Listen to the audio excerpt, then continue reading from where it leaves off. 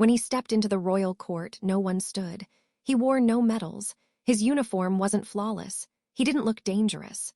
The princess saw him and laughed. That laugh was meant to dismiss a rookie. But the man she mocked had already rewritten the fate of entire star systems. Sometimes the most dangerous power doesn't announce itself. It waits quietly until the battlefield rearranges around it. The day the human delegation arrived, the palace recalibrated its gravity twice. No one admitted it aloud, but the engineers later blamed the fluctuations on cross-species atmospheric adjustment variables. The truth was simpler. The court liked to feel heavier when receiving outsiders. It made visitors bow a little lower. Princess Aeryn stood at the apex of the reception hall, blue skin luminous beneath suspended rings of starlight, long ears adorned with silver chains that chimed softly whenever she shifted her weight. Her blonde hair had been braided in thin royal strands that marked her bloodline, though one rebellious lock refused to obey the ceremonial symmetry. She ignored it. A princess could not wage war against her own hair and win. Below her, ranks of alien officers formed immaculate lines. Armor shimmered in opalescent layers, energy sigils pulsing faintly across their chests. At the center of the hall, a circular platform hummed to life as the human transport docked with mechanical courtesy. Aeryn leaned slightly toward General Thaler. "Remind me," she murmured, "why humans insist on docking as though they are apologizing to the station." Thaler's mandibles twitched in what passed for amusement. "They call it gentle maneuvering. It reduces hull stress." "It reduces drama," she corrected. The transport hatch opened with an understated hiss. No fanfare, no anthem. A dozen human officers stepped forward, uniforms in muted earth tones rather than the luminous fabrics favored by her people. They looked almost practical. Aeryn scanned them with detached curiosity. Then she saw him. He stood third from the left, slightly behind the more ornamented officers. His uniform bore no visible medals, no holographic commendations, not even an unnecessary sash. The fabric was pressed, but imperfectly. A faint crease ran diagonally across his shoulder as if he had folded it himself rather than summoned a dressing drone. His posture was relaxed, not slouched, just unbothered. She felt the corner of her mouth lift. "That one," she whispered. "Did they send us a student observer?" Thaler followed her gaze. Records indicate a Commander Elias Varen among them. She studied the man again. Commander? Impossible. He had the calm expression of someone waiting for public transport, not someone who commanded fleets. When the delegation approached the throne dais, ceremonial gravity increased by 8%. The humans adjusted almost invisibly, knees bending slightly, balance shifting. All except him. He compensated so smoothly it looked as though the floor had changed its mind instead of him. Aeryn descended 2 steps, long ears tilting forward in feigned curiosity. "Welcome to Valier Prime," she said, her voice amplified gently by the hall's acoustic field. "We trust your journey was educational." One of the decorated human officers began a formal reply, but her attention drifted past him again. Elias Varen met her gaze without challenge and without submission. Just a steady acknowledgement, as though she were another officer in a briefing room. It irritated her instantly. "And you," she said abruptly, pointing a slender blue finger toward him. "Cadet." A subtle shift rippled through the human formation. The decorated officer hesitated. The man she addressed did not. "Commander," he corrected mildly. Aeryn allowed a light laugh to escape her lips. It echoed beautifully in the chamber, and the court, ever attuned to her moods, followed suit. "Of course," she said, "and I am Supreme Admiral of the Spiral Arm." A few alien captains chuckled more loudly than necessary. The human's expression did not change. "Congratulations," he replied. "That sounds like a demanding schedule." There was a brief, confused pause. Thaler coughed to disguise a noise suspiciously similar to a snort. Aeryn felt heat rise beneath her skin. He had not protested. He had not defended himself. He had simply accepted the absurdity and handed it back polished. "You stand in a royal court," she reminded him.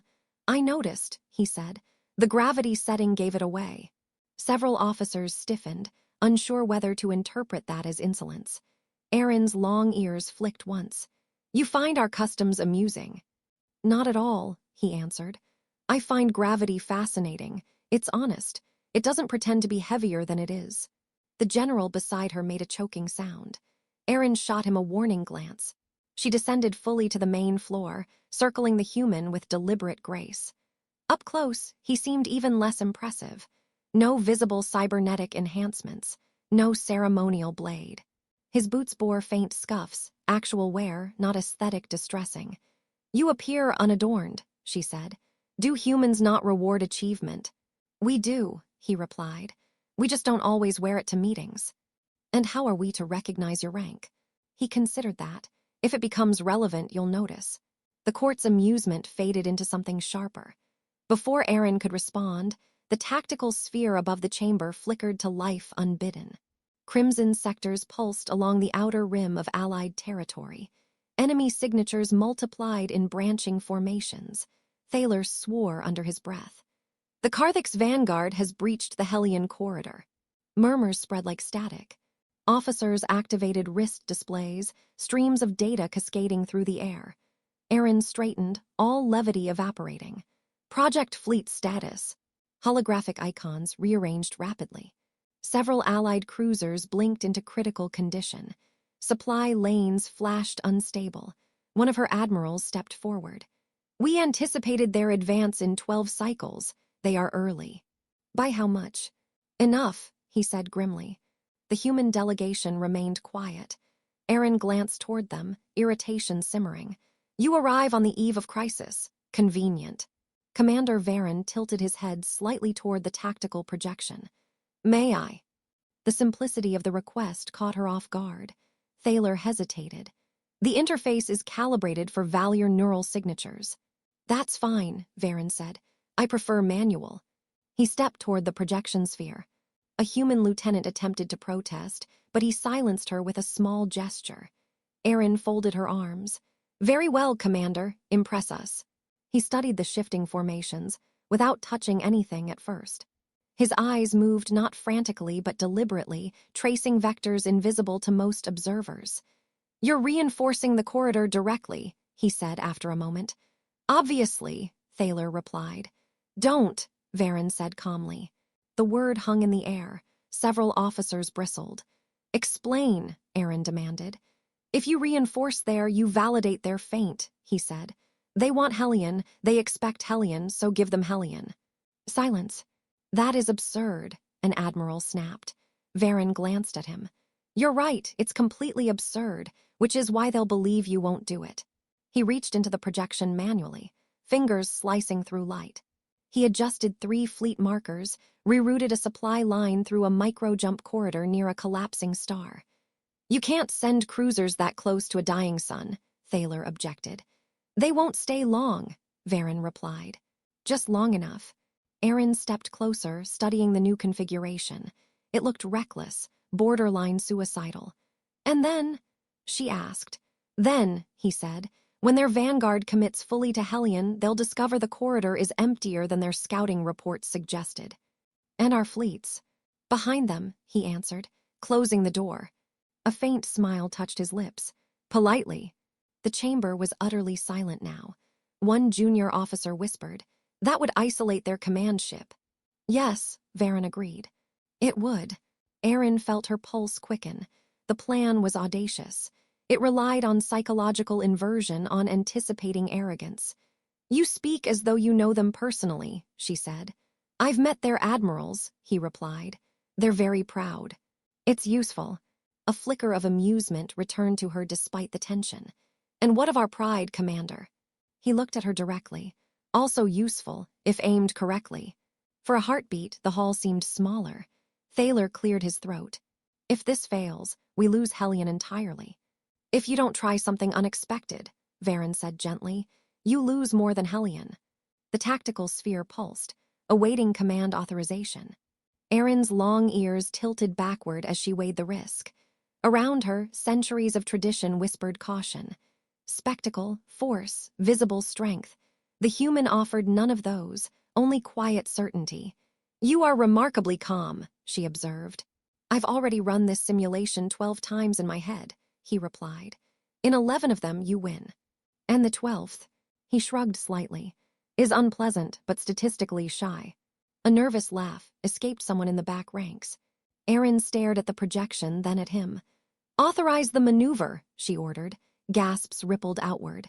Thaler hesitated only a fraction before issuing the command. Fleet markers shifted. Across light years, ships altered course. The chamber watched in breathless silence as enemy formations surged toward the seemingly vulnerable Hellion corridor. For several agonizing minutes, nothing happened.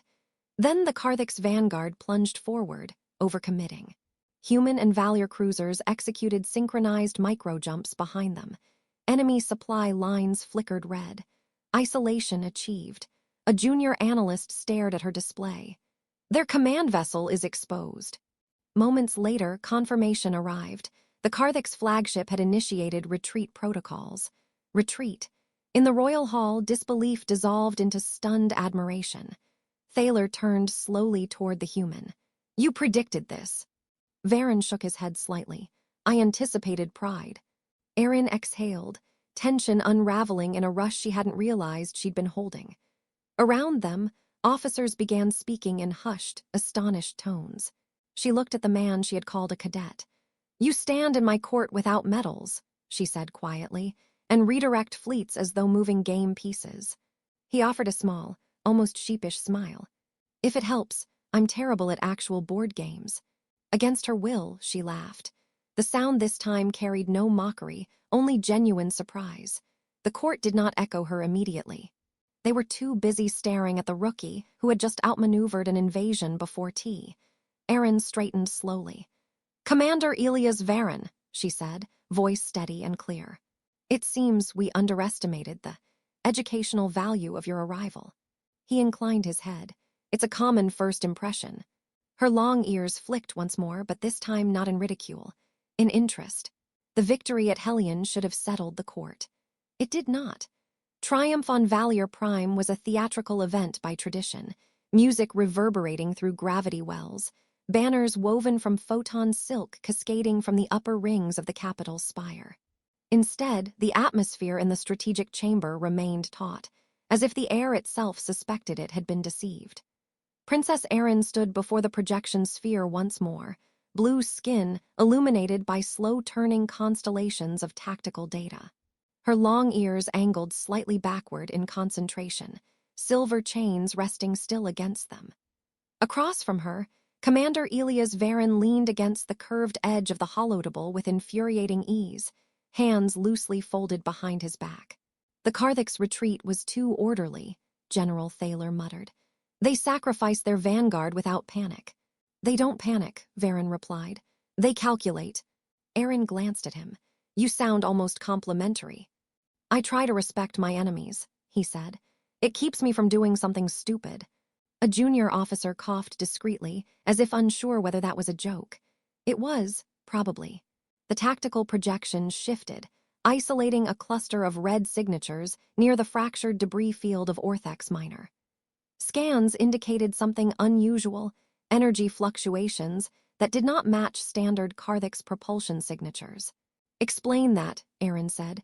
Varen stepped closer, eyes narrowing slightly. That, he said, is not propulsion. Then what is it? Bait. The room fell quiet. Thaler folded his upper arms. We are not fish. Everyone is a fish, Varen replied mildly. The question is whether you see the hook. Aeryn suppressed a smile. And you see it. I see something they want us to approach confidently. The projection magnified.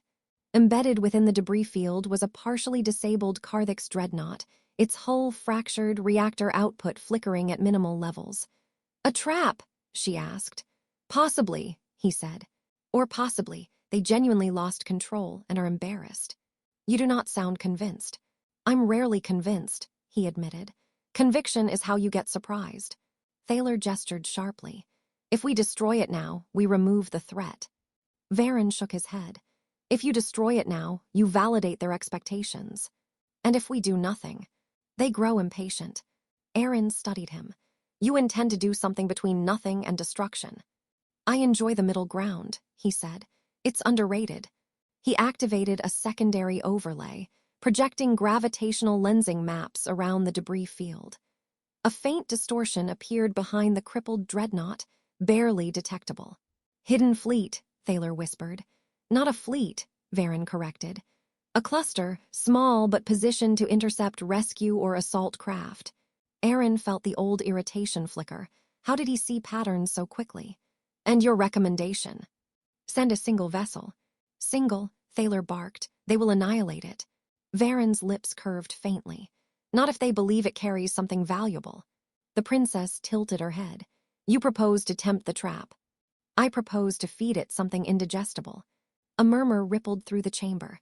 "What vessel?" she asked. Varen glanced toward the human delegation area.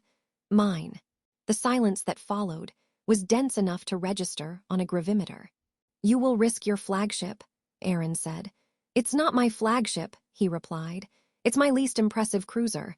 The paint job alone should insult them." A few alien officers exchanged confused looks. "It looks like a cargo hauler," one whispered.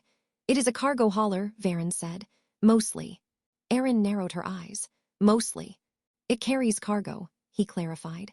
"Sometimes that cargo is unpleasant." Thaler leaned closer to the projection. "Explain the unpleasant part." Varen tapped the holotable, and a schematic unfolded. A lattice of experimental gravitational mines embedded within modular containers disguised as supply crates. "You intend to detonate inside their formation," Aeryn said slowly. "Not detonate," he corrected. "Rearrange." She stared at him. "They're micro-singularity generators," he explained casually. "Temporary, very polite ones. They collapse space, just enough to disrupt formation cohesion." "That is not polite," Thaler muttered. "It's extremely polite," Varen insisted. "They re-expand afterward." Aeryn felt laughter bubbling, despite the strategic tension. "And your crew, do they enjoy being bait?" "They complain," he admitted, "but only creatively." She stepped closer, lowering her voice. "And if your calculations are wrong?" "They won't be," he said calmly. "That is not reassurance. It's probability." There was no arrogance in his tone. That unsettled her more than boastfulness ever could. "Authorize the operation," she said at last. Within the hour, Varen's cruiser, official designation SV-47, unofficial designation unremarkable, drifted toward the Orthex debris field. Its hull plating bore visible wear, one antenna slightly crooked, as though installed by someone in a hurry. Aeryn watched from orbit, fingers clasped behind her back. Her long ears angled forward, catching faint vibrations of distant comm chatter. "They are taking the bait," an analyst reported. "Karthik's cluster emerging." The projection showed red signatures unfolding from behind the dreadnought like predatory wings. "Commander Varen has reduced engine output," another officer said. "He appears vulnerable." Thaler grunted. "He is either brilliant or insane." "Both," Aeryn murmured softly. On the projection, the Karthik's vessels tightened formation around the cruiser. Then the cargo deployed. From the unremarkable hull, a scatter of containers drifted outward lazily, like debris released by accident. "Are they malfunctioning?" a junior officer asked. "Patience," Aeryn whispered. The containers activated simultaneously. A ripple passed through space itself, subtle, almost elegant. The Karthik's formation buckled as localized gravity wells pulsed into existence, tugging at hull integrity and disrupting weapon targeting matrices. Red signatures flickered chaotically. "They cannot stabilize," an analyst exclaimed. Varen's cruiser accelerated not away, but through the destabilized formation. Its engines flared just long enough to thread the chaotic gaps. The micro-singularities collapsed harmlessly seconds later, leaving the Karthik's ships scattered and disoriented. Valier strike craft, previously concealed beyond sensor range, surged forward. Within minutes, the hidden cluster was disabled. In the strategic chamber, stunned silence once again gave way to astonished murmurs. Aeryn exhaled slowly. "He rearranged them," she said. Thaler blinked. "That was not a standard maneuver." "No," she agreed. "It was not." A communication channel opened from the cruiser. Varen appeared, hair slightly disheveled, expression mildly apologetic. "We may have scratched the paint," he said, "but morale is intact." Aeryn Behind her, officers were already recalculating fleet projections. The Karthik's advance had stalled entirely. Aeryn muted the channel temporarily and turned to Thaler. "You doubted him." Thaler's mandibles twitched. "I still do. It feels safer." She laughed softly. When she reactivated the channel, she met Varen's gaze. "Commander," she said, voice steady, "it appears the rookie has once again disrupted my expectations." He inclined his head slightly. "I try not to be predictable." Her long ears tilted subtly toward him. "You are succeeding." He seemed about to reply with another dry remark, but instead he paused, glancing briefly off-screen. "Princess," he said more quietly, "this was only their probe." "I know. They will escalate." She nodded. "So will we." For a moment, neither spoke. Then he added, almost as an afterthought, "If it helps, my crew voted to repaint the cruiser." "Why?"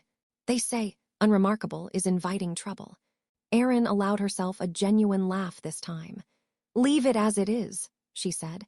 "I suspect the Karthiks will continue to underestimate it." "And me?" he asked lightly. She met his eyes. "I am beginning to suspect," she said, "that underestimating you is strategically unwise." The channel closed.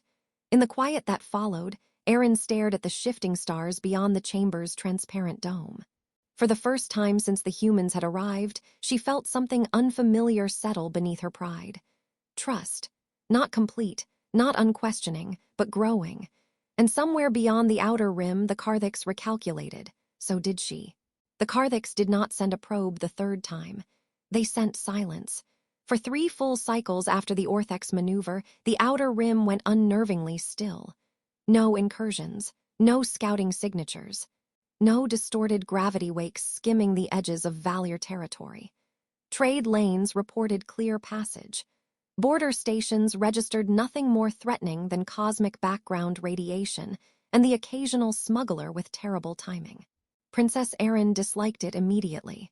"War does not nap," she said quietly, standing before the panoramic dome of the strategic chamber. Her blue skin reflected the cold light of distant stars, and her long ears angled back in unease. Commander Elias Varen stood a few steps behind her, hands clasped loosely at his back. "It does," he replied, "but only to see who gets bored first." She glanced over her shoulder. "And you are not bored." "I'm deeply suspicious," he said, "which is my favorite state of mind." General Thaler approached with brisk strides. "Deep space buoys at the Nareth expanse have gone dark, all at once." Aeryn felt the silence sharpen. "Destroyed?" She asked. "Not exactly. Deactivated, as if something passed through and convinced them to stop reporting." Varen stepped closer to the projection table. The Nareth expanse unfolded in holographic detail. A vast, sparsely populated region threaded with unstable wormhole filaments and ion storms that made sensor readings unreliable.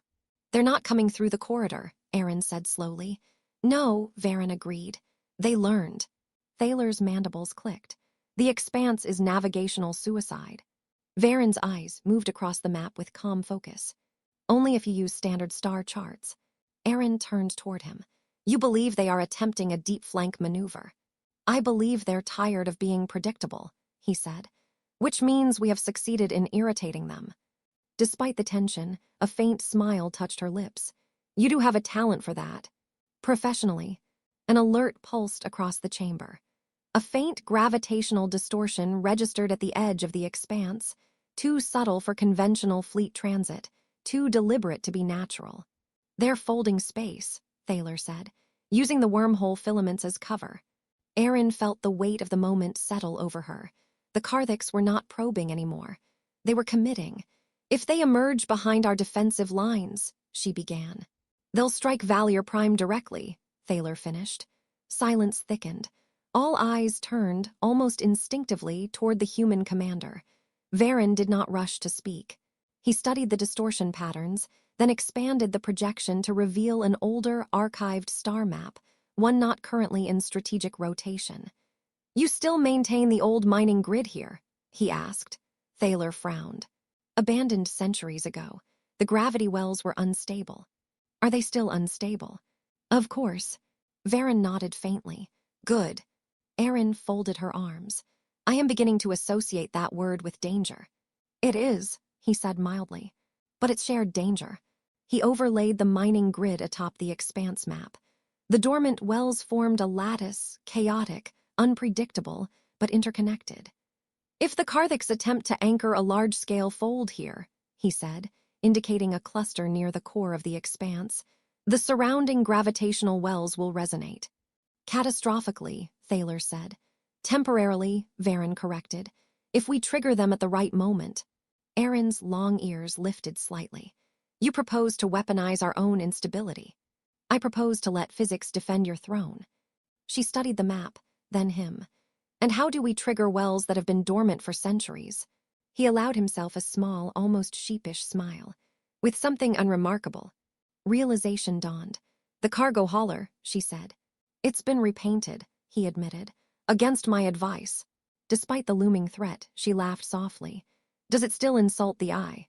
Deeply. Thaler interjected. You cannot send that vessel alone into a folding corridor. The spatial shear would tear it apart. It won't be alone, Varen said. It will be very carefully positioned. Within hours, fleets repositioned with silent precision. Not to intercept the incoming fold directly, that would have been expected, but to encircle the expanse at a distance, as though uncertain. The unremarkable, now bearing a slightly shinier hull, but still radiating stubborn modesty, slipped into the mining grid's periphery. Aeryn remained in the strategic chamber, though every instinct urged her to take command from orbit. Her long ears tilted forward, catching fragments of live comms from Varen's vessel. Gravitational readings are spiking, a Valier analyst reported. The Karthaks are initiating full emergence. On the projection, space itself began to warp, a vast, dark aperture unfolding like a wound in reality. Karthaks' warships poured through in disciplined formation. They are committing their core fleet, Thaler said, voice low. Aeryn's heart pounded. Commander, she said over the channel, you are in position. Almost, Varen replied. His voice was steady, annoyingly so. Tell me, Princess, has anyone ever told you your abandoned infrastructure is charming? This is not the time. It never is. The Karthaks' fleet advanced deeper into the expanse, confident in their hidden approach. Now, Thaler urged. Not yet, Varen said. They're still cautious. Several agonizing seconds passed. Then the enemy formation tightened, accelerating toward the inner boundary. Now, Varen said quietly. The unremarkable deployed a cascade of modified singularity charges, not toward the enemy, but into the dormant wells. For a heartbeat, nothing happened. Then the expanse awakened. Gravitational wells flared to life in a chain reaction, resonating with the Karthaks' fold aperture. Space twisted, not violently, but insistently. The fold destabilized, its exit vector warping unpredictably. Enemy ships lurched off course. Formation cohesion fractured. They cannot stabilize their emergence, an analyst shouted. The aperture began to collapse, not inward, but sideways, shearing the remaining Karthaks' reinforcements back into their own corridor. They're being forced out, Thaler exclaimed. Valier and human fleets surged forward from the perimeter, converging on the disoriented core fleet. Aeryn watched as the once invincible armada found itself trapped between gravitational turbulence and coordinated assault. Within minutes, Karthaks' command signals fractured. Their flagship attempted retreat. Intercept trajectory calculated, an officer reported. Varen's voice returned over the channel. Princess, you may want to prepare a statement. For victory, she asked, for surrender. As if summoned by the word, the Karthaks' flagship transmitted a broad-spectrum signal, weapon systems powering down. Silence fell. Aeryn felt it then, not triumph, not pride, but something steadier. Relief. The projection dimmed as confirmation arrived. The Karthaks' core fleet had capitulated. Thaler exhaled slowly. The war is functionally over, Varen finished. Aeryn remained still, absorbing the enormity. Moments later, the unremarkable returned to secure orbit. Varen appeared in person within the chamber, uniform slightly singed at the cuffs. You triggered centuries-old gravity wells like fireworks, she said. They were underutilized, he replied. She descended the dais, stopping before him. When you first stood here, she said, voice carrying across the chamber. I laughed. A murmur passed through the assembled officers. I mistook quiet for weakness, simplicity for inexperience. Her long ears tilted forward, not in arrogance but in acknowledgement. You have shown me that strength does not announce itself. It calculates, it listens, it adapts. Varen shifted slightly, uncomfortable with the attention. And you, she continued, have reminded this court that spectacle is not strategy. A faint smile touched his lips. Spectacle has its uses. Yes, she said, but humility wins wars. The chamber was silent, not from tension, but respect. She extended her hand. For Valier and Earth, she said. He took it without flourish. For not underestimating each other again. A ripple of restrained laughter moved through the court. Later, beneath the quiet arc of Valier Prime's upper balcony, Aeryn stood beside him, watching reconstruction ships drift across the sky. You will leave, she said softly. Yes. You prefer anonymity. It's less noisy. She considered that. I do not. He glanced at her. No, you don't. A breeze stirred her blonde hair. Her long ears no longer twitched with impatience, but rested in calm alignment. I have changed, she said. He nodded. Good commanders do. I am not the commander. You are now, he replied gently, just differently. She studied him for a long moment. When history records this, she said, it will speak your name. He shook his head. It will speak of alliances. She almost laughed. You are impossible. Frequently. Below them, fleets moved in coordinated harmony, human and Valier vessels interwoven. The war had not ended in spectacle, but in precision. Aeryn felt no need to laugh at him now. Instead, she found herself listening. And somewhere in the vast silence beyond their borders, no enemy advanced, because they had learned, as she had, that the quietest figure in the room might already be rearranging the battlefield.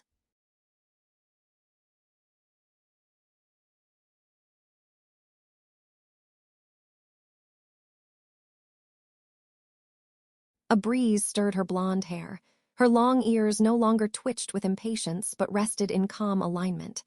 I have changed, she said. He nodded. Good commanders do. I am not the commander. You are now, he replied gently. Just differently. She studied him for a long moment. When history records this, she said, it will speak your name. He shook his head. It will speak of alliances. She almost laughed. You are impossible. Frequently. Below them, fleets moved in coordinated harmony, human and Valier vessels interwoven. The war had not ended in spectacle, but in precision. Aeryn felt no need to laugh at him now. Instead, she found herself listening. And somewhere in the vast silence beyond their borders, no enemy advanced, because they had learned, as she had, that the quietest figure in the room might already be